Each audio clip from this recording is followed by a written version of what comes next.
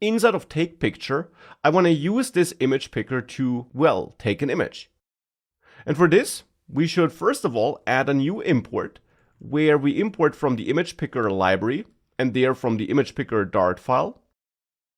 And then in take picture, we can create a new image picker object by instantiating the image picker class, which is provided by image picker, by this library.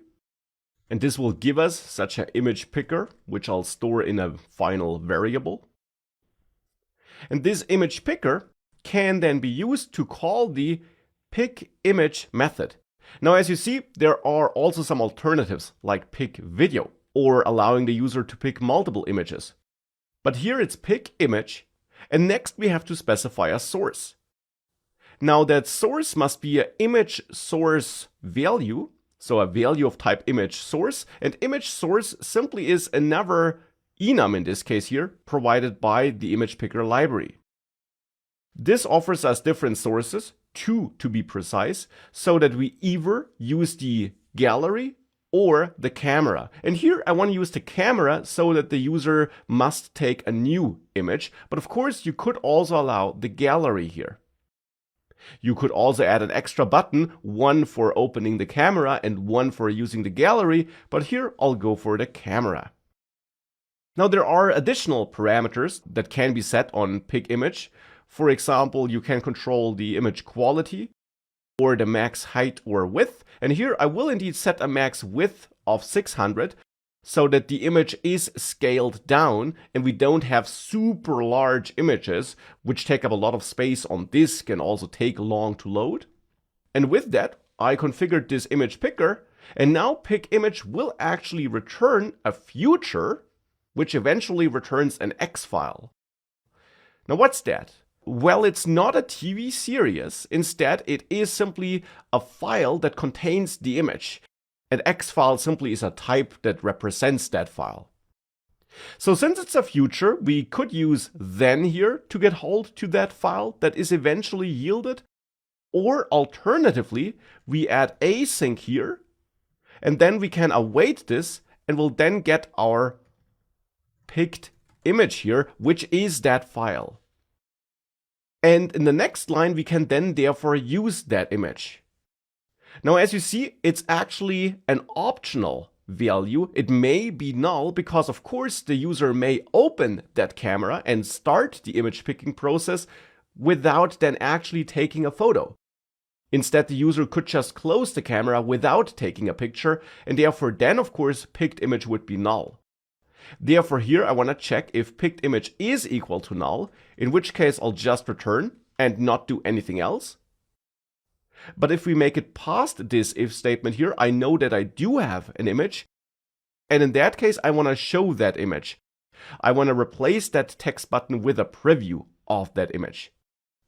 And for that here in this state class we should add a new variable which should actually be of type file, not X file, but file, because we'll need that file type later for showing a preview of that image, which I'll name taken image or selected image. Now the file type is not available like this. Instead, for it to be available, you must import Dart and then from there the IOSUB package. And with that, then here we have that file type. And since I am defining a type here, of course, as you learned, you should omit var. Now this can also be null though, hence the question mark, because initially, for example, I don't have a file, I don't have an image, but I'll set it here after we took an image. So then I'll set selected image equal to picked image. But now here the problem will be that picked image is of type X file, and that's not compatible with that file type I actually want to store in selected image. Hence we must convert the X file to a normal file, and thankfully that's super easy to do. We just instantiate the file class that is provided by Dart, like this, and we have to pass pickedimage.path as a value to file. So this picked image has various properties and methods that allow us to interact with that file, and it, for example, has a path property that is simply the path to that image file on that device. because as we take that image, it is stored on the device, and this path tells us where it's stored. And if we pass such a path to this file class here, we then get a file object that stores that path and that can be used with that file type here. And I'm doing all of that because now we can go down to the widget tree, and there we can render this button conditionally by adding an extra variable of type widget, which could be the content of this container. And that could by default be our text button. So I will cut this button and store that in content. But if selected image is not null, so if I have a selected image, then I want to override content and instead store some widget in it that previews my image.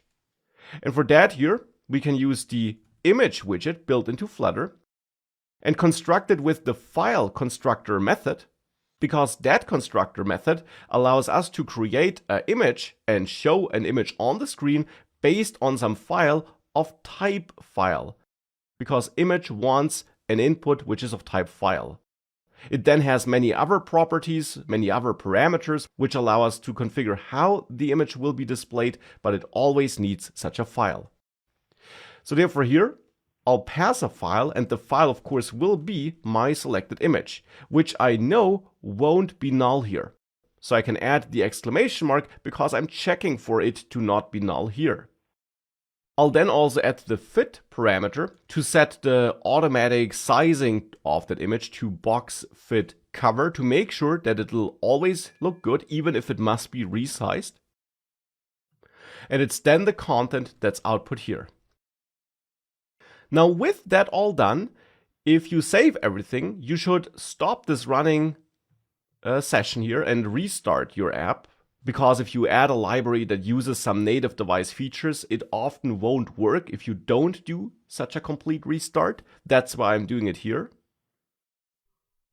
And with that done, if you go to this Add New Place screen and click Take Picture, the camera should open up.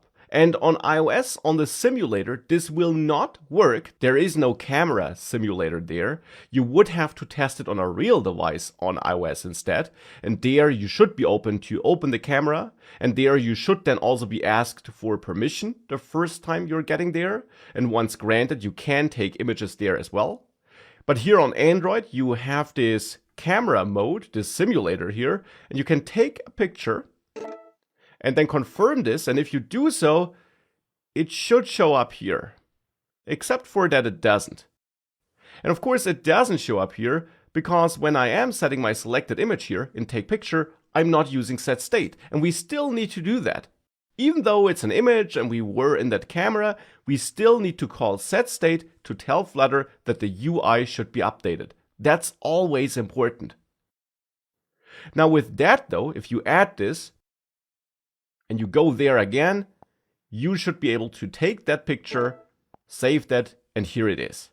Now I also want to make sure that it takes the full width here, and to do that we can go back to the image input and there to the image file widget here, and besides setting the fit, I'll then also set the width to infinity, so to double infinity, to make sure that it takes as much width as it can get, which indeed then works as intended. And I will also do the same for the height here and set the height to double infinity so that it will also always take the full height of that container. So that with that, if we save that and I go back here and I take another picture, this looks better. Now with that, the only missing feature is that I want to make this image tappable so that it opens the camera again and I can replace that image with a new image. For that, I'll go back to my widget here, and image file can simply be wrapped with another widget, and that other widget should be the gesture detector, because that is a built-in widget that allows us to listen all kinds of gestures on the child widget. So in this case here, I can add the onTap parameter to listen to taps on that image and then trigger take picture like this by assigning it as a value to onTap if the image is tapped. And now with that addition in place, if we go back here, I can take a picture, of course. And if I then tap on it, I can replace it. If I rotate the camera, which on Mac I can do by pressing the Control key and rotating with the mouse, you see that now the updated picture is taken. So taking those pictures works. Now, of course, they should also be stored and displayed together with our title on that list of places.